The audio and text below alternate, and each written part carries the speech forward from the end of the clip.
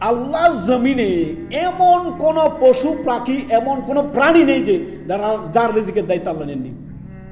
কীট পতঙ্গ আছে না, কীট পতঙ্গ যেগুলো আপনার মাটির নিচে থাকে, এক একটা কীট পতঙ্গ যত প্রাণী আল্লাহ তাআলা দুনিয়াতে সৃষ্টি করেছেন তার প্রত্যেকের রিজিকের দায়িত্ব কার? রব্বুল আলামিন। আল্লাহ বলতেছেন ওয়ামা মিন দাব্বাতিন ফিল আরদি ইল্লা আলাল্লাহি রিজকুহা। সমস্ত প্রাণীর সমস্ত আপনার সৃষ্টির রিজিকের দায়িত্ব কার? রব্বুল আলামিনের। তো রিজিকে নিয়ে আপনার একইন আপনার ঈমানকে শক্ত করুন, মজবুত করুন। এত হতাশা কেন? চাকরি নাই, আল্লাহ চাকরি দিবেন ইনশাআল্লাহ। রিজিক নাই, রিজিক আসবে ইনশাআল্লাহ। দরজা খুলবে ইনশাআল্লাহ। রিজিক চান আল্লাহর কাছে। মুসা আলাইহিস সালাম কি করেছিলেন? হতাশা হয়েছিলেন। সেই মিশর থেকে মাদিয়ানে তিনি আসছেন। মুসা আলাইহিস সালাম লম্বা সফর করে আসার পরে দুইটি মেয়ে দাঁড়িয়ে আছে ছাগল নিয়ে, তাদের ছাগলগুলো নিলেন আর পানি পান করে দিলেন। এসে গাছের ছায়া বসলেন। গাছের ছায়া বসে আল্লাহর কাছে সরাসরি দোয়া করতে লাগলেন। কি বললেন?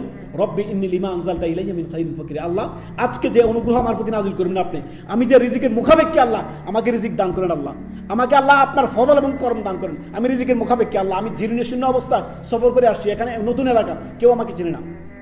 দোয়া করতে না করতে কিছুক্ষণের মধ্যে থাকার ব্যবস্থা, খাওয়ার ব্যবস্থা, স্ত্রীর ব্যবস্থা, সব কিছুর ব্যবস্থা রব্বুল আলামিন করে দিলেন। তো আপনারা একিন কেন তো দুর্বল? মুসা আলাইহিস সালাম আল্লাহর নবী, কালিমুল্লাহ, তিনার দোয়া যদি সাথে সাথে কবুল হতে পারে, আপনারটা হবে যদি আপনার হালাল জীবন হয়, আপনি যদি প্রকৃত মুমিন হন, হবেই হবে ইনশাআল্লাহ। রিজিক নিয়ে হতাশা থাকবেন না, কখনোই নয়। কেননা আল্লাহ রব্বুল আলামিন বলেছেন অফিস সামাই রিজকুকুম ওয়া তুআদু।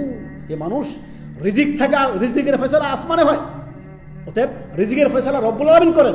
তোমরা রবের কাছে রিজিক চাও, সন্তান চাও, যা চাও রবের কাছে চাও। ইজা সাআলতা ফাসআলিল্লাহ।